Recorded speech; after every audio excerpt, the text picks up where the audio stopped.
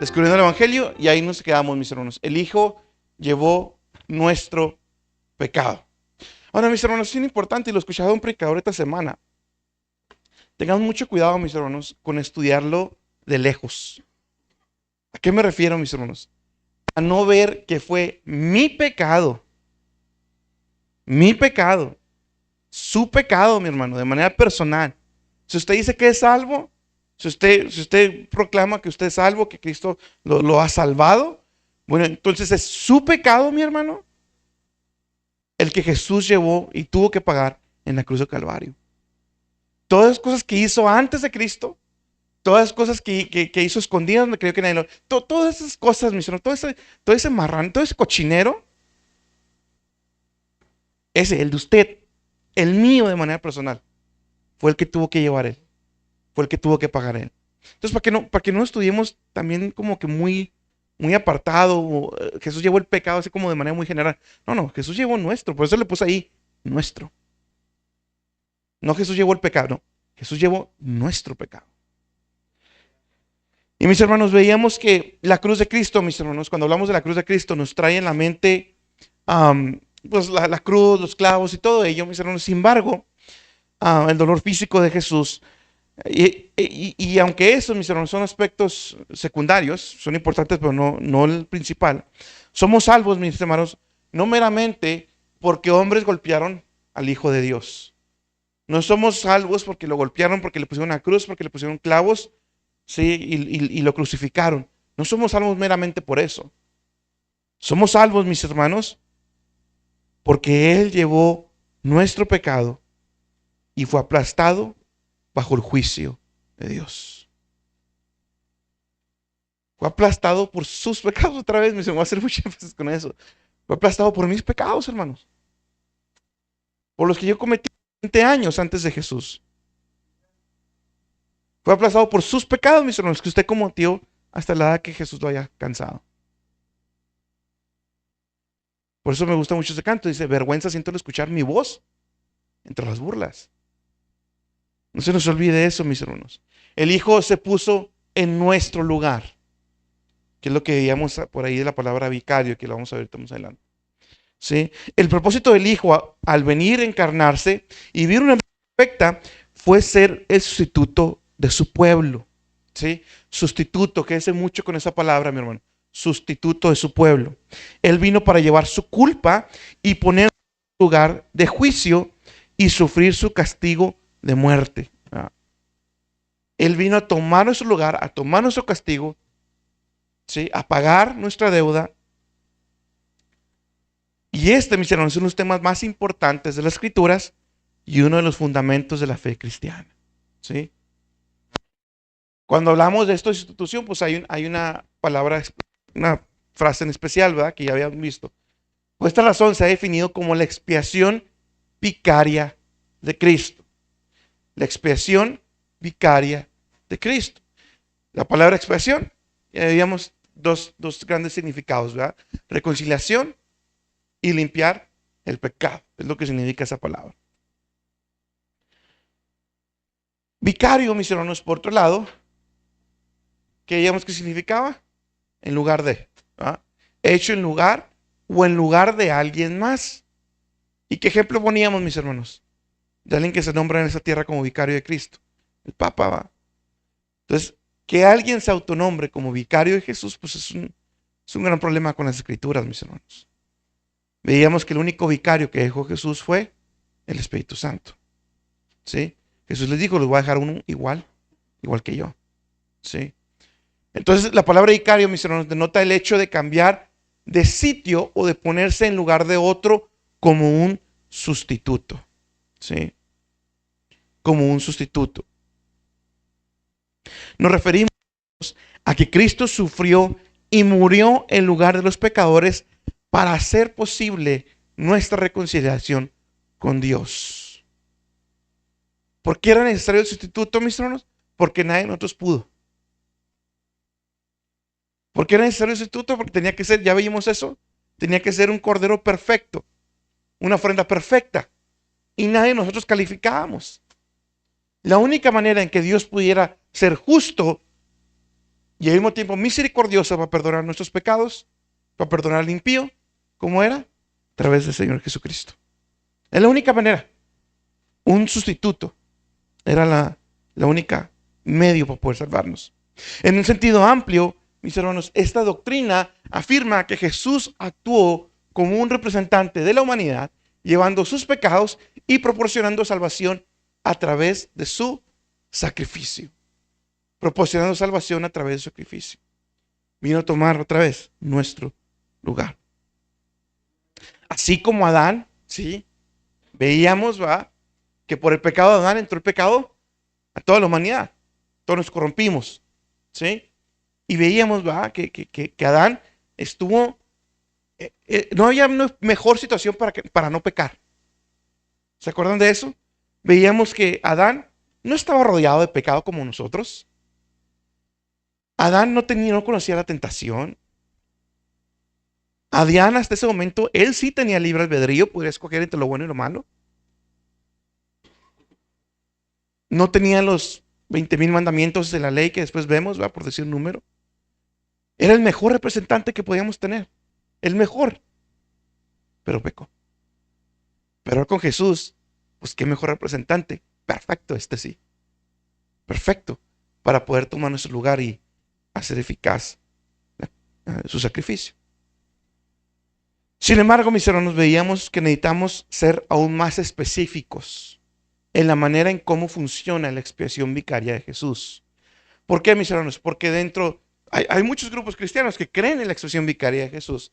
Sin embargo, en el cómo funciona, ahí es donde hay varias teorías, varias ramas, ¿sí?, varias corrientes. Para ser específicos, nosotros hablamos de sustitución penal. Sustitución penal. La palabra penal denota castigo, un castigo que es resultado de una ofensa cometida. ¿Sí? Por eso tienes esa palabra, los lugares donde se paga cuando cometemos un crimen, ¿no? El penal de tal lugar. No, porque implica pagar un castigo. La palabra sustitución habla del reemplazo o representante, obviamente, ¿va? Entonces, una frase o una frase más completa, cuando hablamos de que Jesús llevó nuestros pecados en nuestro lugar, podemos hablar de la expiación sustitutoria penal. La limpieza de mis pecados donde alguien tomó mi lugar y pagó mi castigo. Sí, llevó mi castigo, mejor dicho. Es un intercambio directo en la que la otra persona lleva el castigo que el otro merece. La muerte de Cristo fue una sustitución penal, ¿verdad? Él llevó la culpa y el castigo por los pecados de su pueblo. ¿Sí? ¿Preguntas? ¿No? ¿Todo claro? Ahora bien, antes de meternos a los textos también revisamos esto, ¿va? Revisamos un poquito de gramática, la preposición, ¿sí? Veíamos, para poder entender bien los textos, la preposición es una palabra que conecta otras palabras en una oración y muestra una relación entre ellas. Veíamos que las preposiciones son ¿qué? Son como un puente que conecta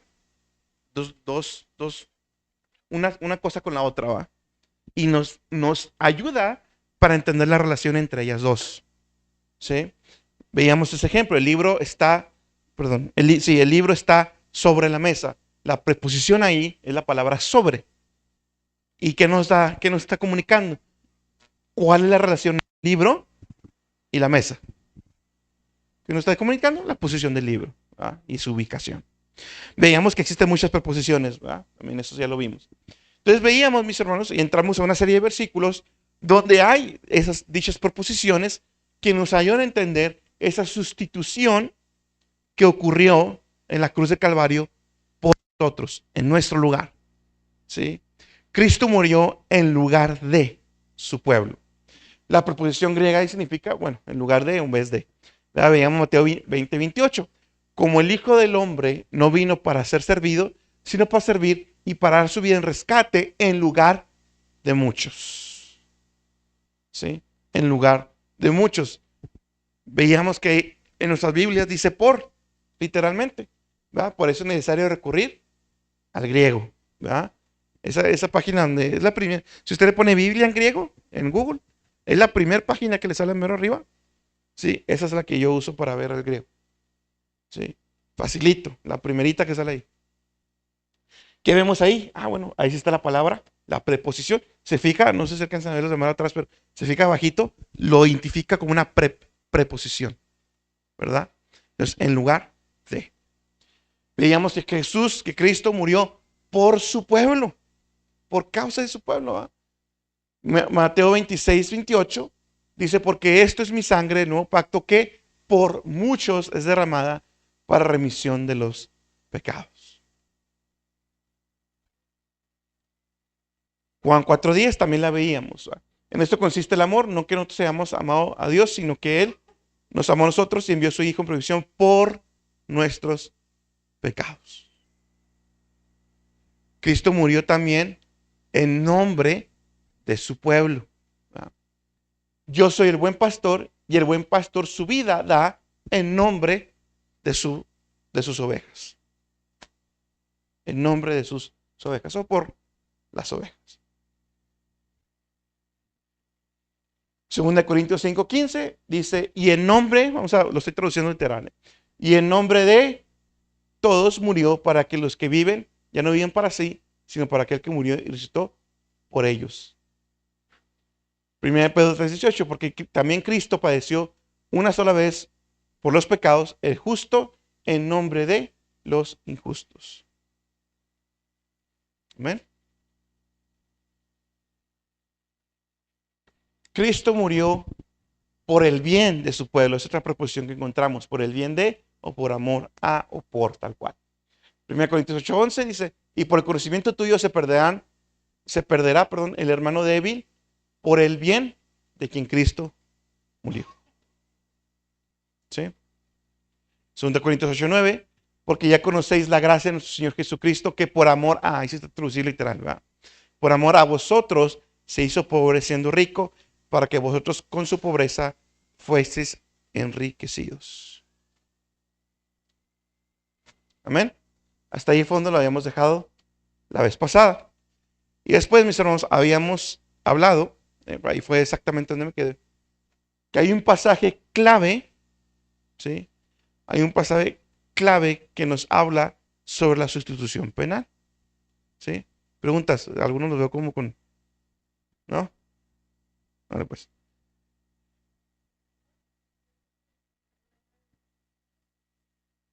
Sí, un vicario es alguien que está, vicario vimos que es en lugar de, ¿sí? Entonces, cuando Jesús, bueno, antes de que ascendiera, mejor dicho, esos apóstoles que no los va a dejar huérfanos, sino que les va a mandar a alguien, no me acuerdo si dice literalmente igual que yo, pero el punto es que se usa la misma palabra. Ah, ok. Sí. Ujú. Esto lo vamos a ver. Todas las faltas, mis hermanos, voy a terminar de Jesús y luego vamos a ver la obra del Espíritu Santo. Vamos a estudiar la obra del Espíritu Santo. Se fija, hemos llevado los tres. ¿Sí? El Padre, leímos al Padre con todos los atributos y estamos viendo al Hijo y después vamos a estudiar al Espíritu Santo. ¿Va? Y ahí es donde vamos a ver más a detalle todo eso. Entonces, el pasaje clave, mis hermanos, es al que no conoce pecado, ¿sí? Ya hemos visto que la palabra conocer ahí significa que no lo, bueno, la palabra que está ahí es que no lo conoció por experiencia, ¿sí? No por experiencia. Lo sabía de teoría, ¿verdad? Y mi esposa me daba un buen ejemplo hablando de esto. Es como un doctor, un urólogo, se dice, de los que son de los del cáncer. Ellos conocen, un oncólogo, ellos conocen el cáncer de manera, ¿verdad?, al dedillo, pero ellos no han experimentado el cáncer, no saben lo que es los dolores del cáncer. Entonces, de esa misma manera, Jesús sabía lo que era el pecado, sin embargo, él nunca lo experimentó. ¿Sí? Entonces, si nunca lo experimentó, ¿qué quiere decir? Que le hizo pecado por nosotros. ¿Ah? Ese es el punto. Para que fuéramos hechos justicia de Dios en él. Déjeme voy. Entonces, ¿qué significa que le hizo pecado? De entrada, y siempre que trate de resolver problemas o para aparentes contradicciones de esta manera. Primero, qué podemos decir? Más bien, pero me estoy enredando. Antes de tratar de buscar otros textos y todo, mejor primero digamos, primero podemos entender algo por medio de negaciones. ¿A qué me refiero? En este caso, sabemos de entrada que Cristo no podía pecar y que no pecó. Ya lo vimos. Entonces no puede significar, ¿verdad?, que Cristo pecó por sí mismo, ¿verdad?, por autoridad propia.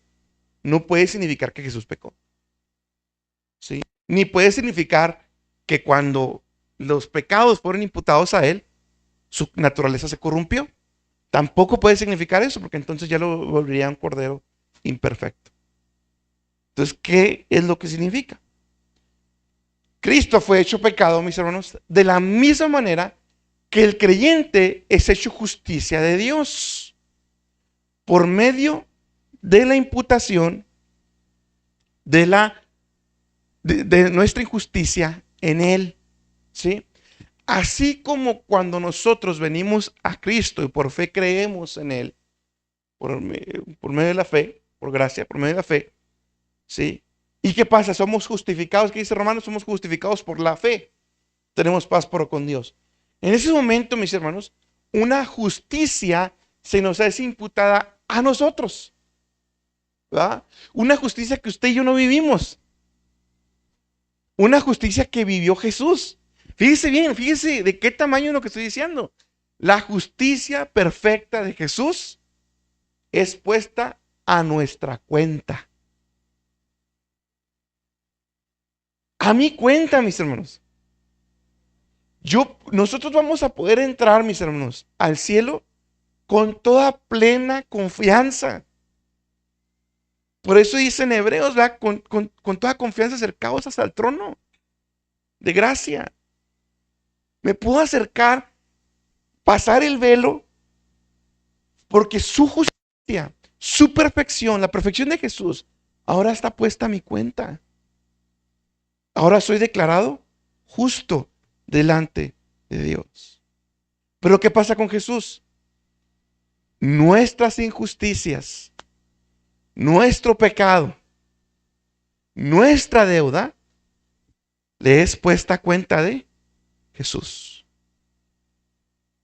En ese sentido, entendemos que esa palabra nos está comunicando algo. Que Jesús fue hecho pecado de la misma manera que el creyente es hecho pecado.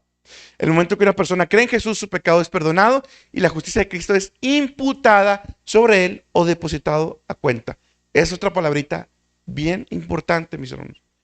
Su justicia nos fue imputada a nosotros y al mismo tiempo nuestras injusticias le fueron imputadas a Jesús en la cruz. ¿Sí?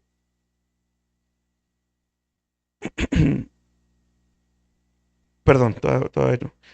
La obligación, mis hermanos, legal que brotaba de la culpa del pecado fue transferida a Cristo. Él llevó el castigo completo. Él estuvo, mis hermanos, en lugar de incontables fornicarios, idólatras, adúlteros, homosexuales, ladrones, personas codiciosas, borrachos, extorsionadores, etcétera, etcétera. 1 Corintios 9:10. Mis hermanos, Él llevó el castigo de todos esos pecados.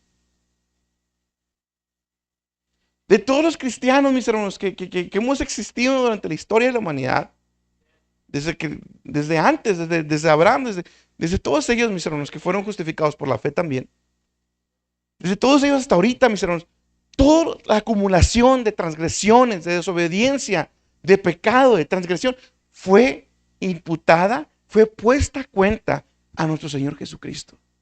Todo. Todo, mis hermanos. Imaginemos toda la culpa consolidada en una única acusación horrible y persona.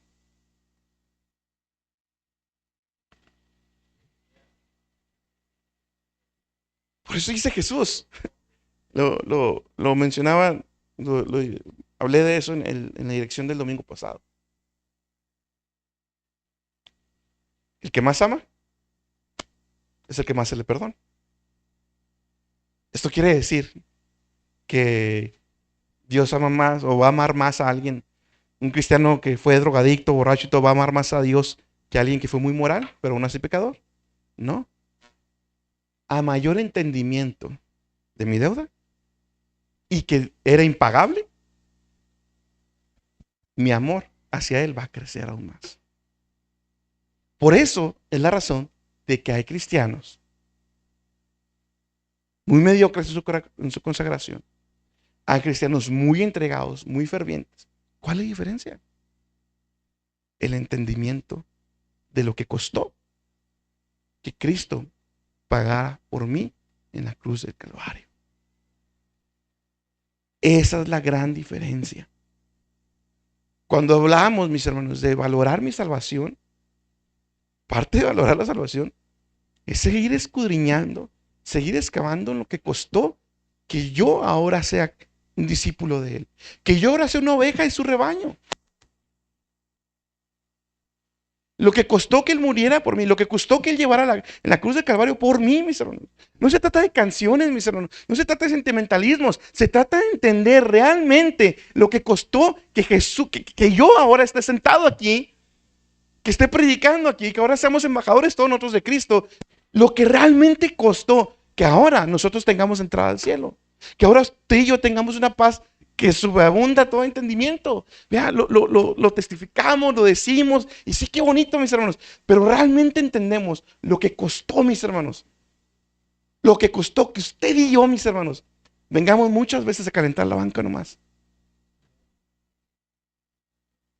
Inclusive, mis hermanos, para que tengamos cuidado, muchas veces en ese sentido de agradecimiento por mi salvación, realmente es un sentimiento egoísta porque ahora soy salvo y creo que soy escogido y creo que es un sentimiento egoísta en lugar de estar viendo miserable soy, si no hubiera sido por Él y si no me volteé a ver a Él, yo no estaría aquí. O sea, en lugar de ser verdaderamente un agradecimiento hacia Él y ver que yo no soy menos que polvo, realmente es un agradecimiento egoísta centrado en mí. Entonces, hay que tener cuidado con eso, mis hermanos. Isaías 53:5, texto muy claro también en lo que estamos hablando. Mas Él herido fue por nuestras transgresiones, molido por nuestros pecados, y el castigo de nuestra paz fue sobre Él, y por su llaga fuimos nosotros curados. Sí. Entonces, vemos una vez más, ¿verdad? Desde Isaías vemos esa sustitución en lugar de. Sí. Cristo vino en lugar de nosotros. Hay entonces, mis hermanos, una doble imputación, ¿verdad? La justicia de Jesús se nos es puesta a cuenta de nosotros, los que hemos creído. Dios legalmente declara al creyente como justo y lo trata como justo, sin haber vivido así, como ya decíamos ahorita. ¿Ah? Por esa imputación que ahora tenemos por la fe en Cristo Jesús. Entonces, ese es un sentido, ese es el sentido de imputación. Después tenemos el otro. Respecto a Jesús, Dios imputó nuestros pecados a Él, declarándolo legalmente culpable y lo trató como tal. Doble imputación. Doble imputación. Jesús fue tratado en la cruz del Calvario como uno de nosotros. Eso es lo que merecíamos. Eso es lo que es la santidad de Dios y su justicia. ¿Quiere verla? Ahí está en la cruz del Calvario. Eso es lo que implica.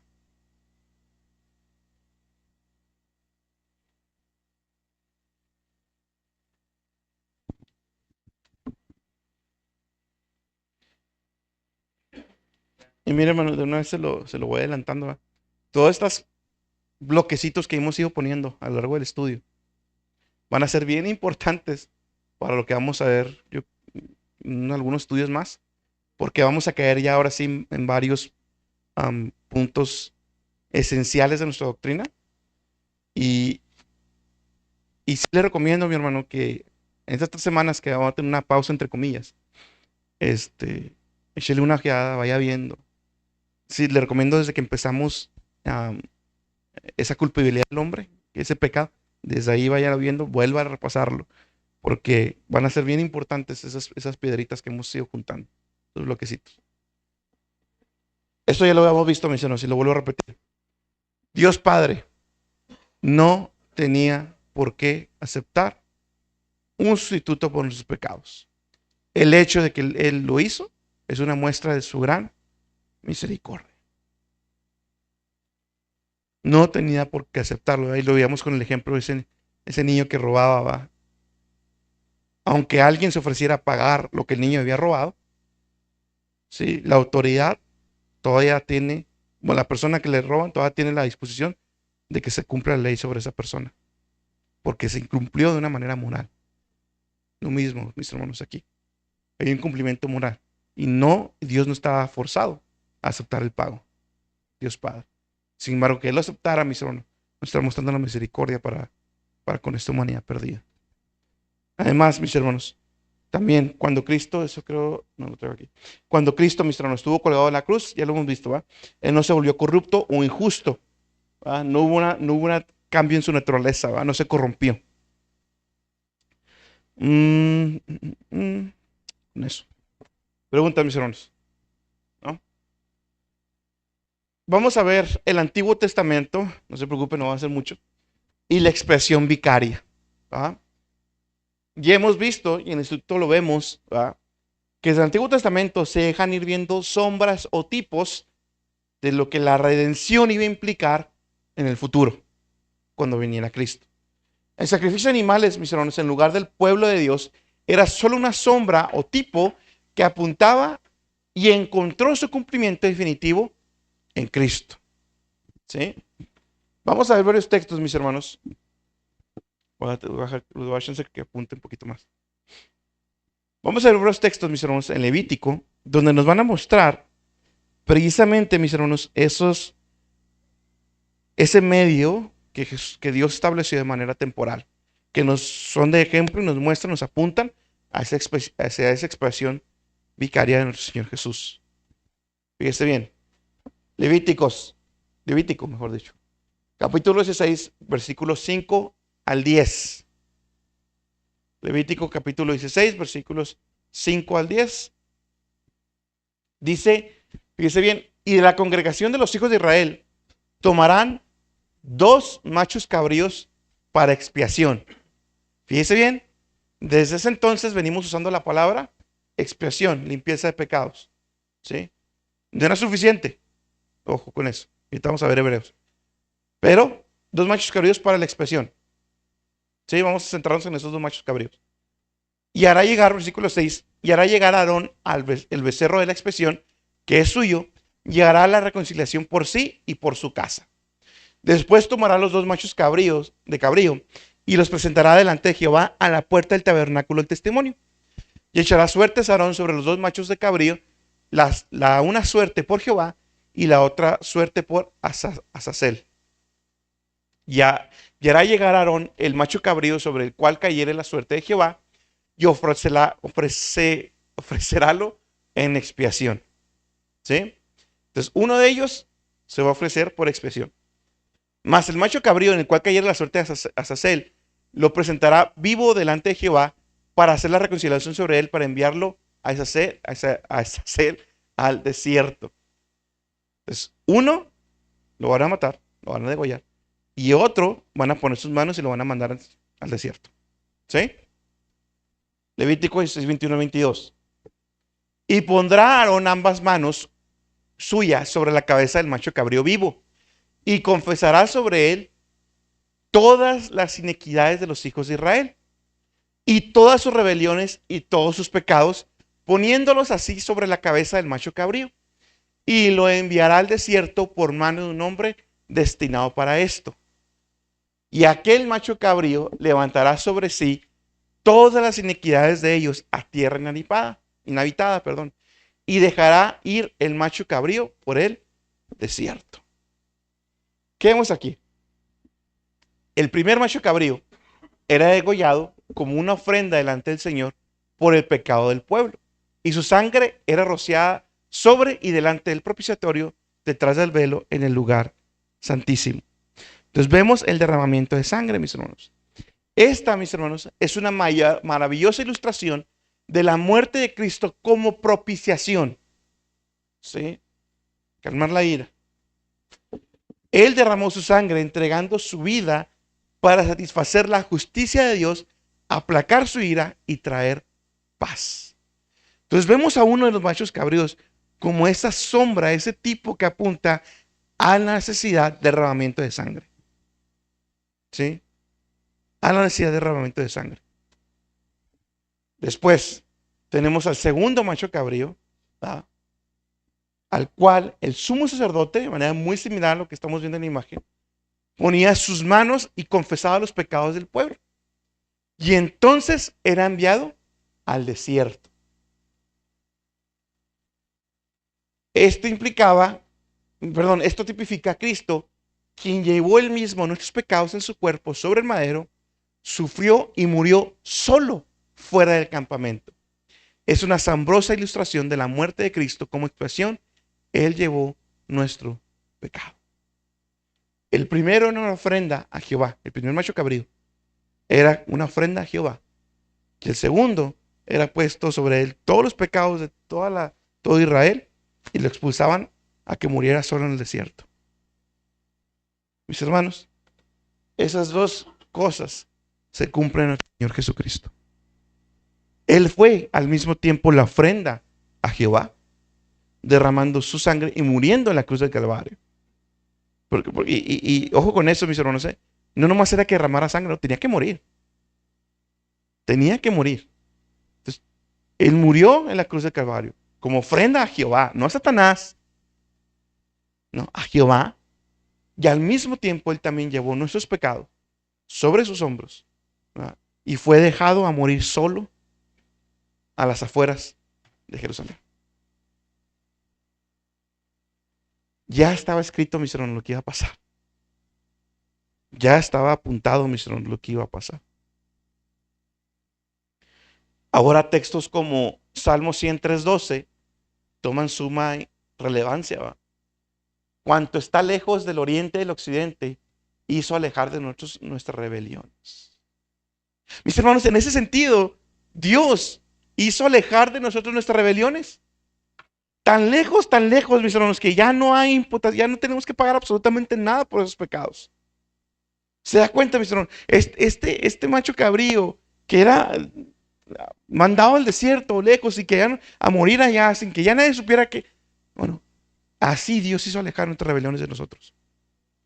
Así Dios hizo alejar mi pecado, el castigo de mi pecado sobre mí. Ya soy declarado justo, mis hermanos, ya no hay vuelta para atrás. A los que Dios llamó, eso también justificó, esto que te justificó también glorificó. Ya no hay vuelta atrás. Está hecho. Está hecho, mis hermanos. Por otro lado, mis hermanos, también cabe citar Hebreos 10:11-14. Y ciertamente, porque esto que vimos, mis hermanos, si no lo estoy interpretando o si no estoy recordando normal, es algo que se hacía una vez al año. Esto que vimos, ¿sí? Lo que los judíos siguen festejando de forma similar como el Yom Kippur. Esto era una vez al año. Esto lo estoy hablando de una sola cosa, una sola, no sé cómo llamarle festividad, no sé cómo llamarle, de expresión. Era una sola cosa, todavía más para todos los días, para el mes. O sea, había muchas cosas más todavía. Estoy hablando más de una, ¿eh? Fíjese bien lo que dice. Y ciertamente todo sacerdote está de pie día tras día. ¿Sí? Todos los días. Ministrando y ofreciendo muchas veces los mismos sacrificios que nunca pueden quitar los pecados. Pero él, ¿quién? Jesús, habiendo ofrecido un solo sacrificio por los pecados para siempre, se sentó a la diestra de Dios, esperando de ahí en delante hasta que sus enemigos sean puestos por estrado de sus pies. Porque por una ofrenda Él ha hecho perfectos para siempre a los que son santificados.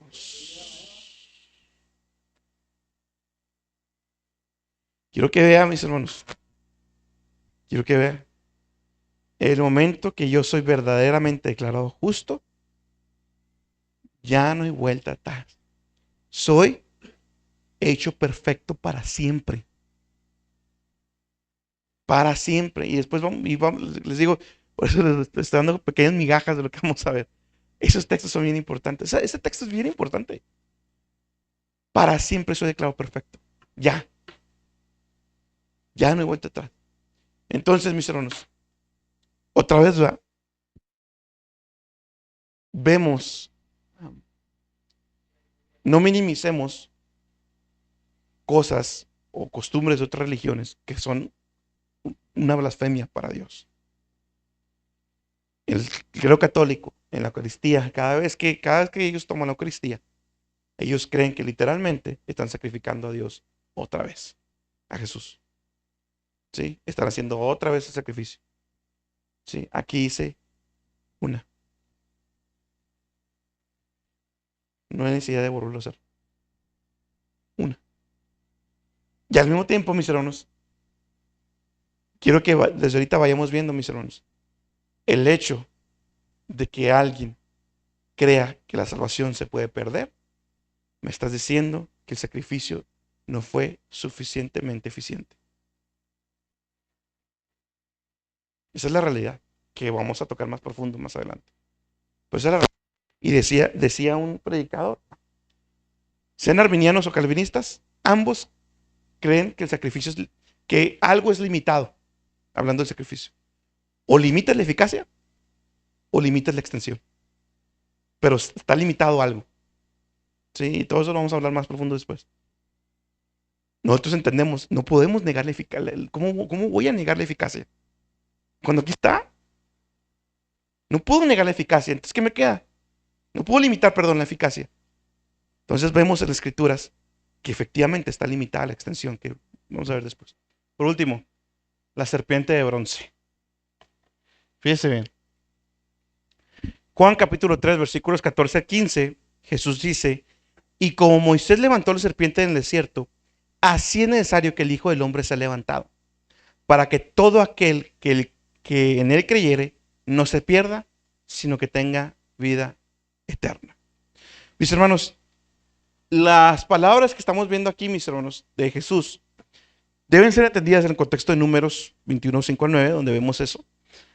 Debido a la rebelión casi constante de Israel contra el Señor y al rechazo de su clemente provisión, Dios envió serpientes ardientes, era un castigo, ¿sí? Esas serpientes estaban constantemente mordiendo a los israelitas y estaban sufriendo por ello, ¿verdad? Dios envió serpientes ardientes entre el pueblo y muchos murieron. Sin embargo, como resultado del arrepentimiento del pueblo y de la intercesión de Moisés, Dios una vez más proveyó para su salvación, ¿verdad? Y mandó a Moisés a hacer una serpiente ardiente y ponerla sobre un asta. Luego prometió que cada persona que había sido mordida, cuando mirara a la serpiente de bronce, viviría. ¿Ven? La historia que todos conocemos. La historia provee una imagen poderosa de la cruz, mis hermanos. Los israelitas estaban muriendo por el veneno de las serpientes ardientes. Los hombres mueren por el veneno de su propio pecado. A Moisés se le ordenó colocar la causa de la muerte alto en una asta. Dios colocó la causa de nuestra muerte sobre su propio Hijo, mientras Él colgaba en una cruz. Mis hermanos, Él vino en semejanza de carne de pecado. ¿Sí? Él vino en semejanza de carne de pecado. Y por nosotros lo hizo pecado, 2 Corintios 5:21. El israelita que creyera en Dios y mirara a la serpiente viviría. El hombre que crea en el testimonio de Dios acerca de su Hijo y lo mira a través de la fe, será salvo. Sí. Ese mismo veneno por el cual ellos estaban muriendo, lo hemos representado en la cruz, Jesús cargando y pagando, mis hermanos, sufriendo el castigo que nosotros deberíamos haber recibido.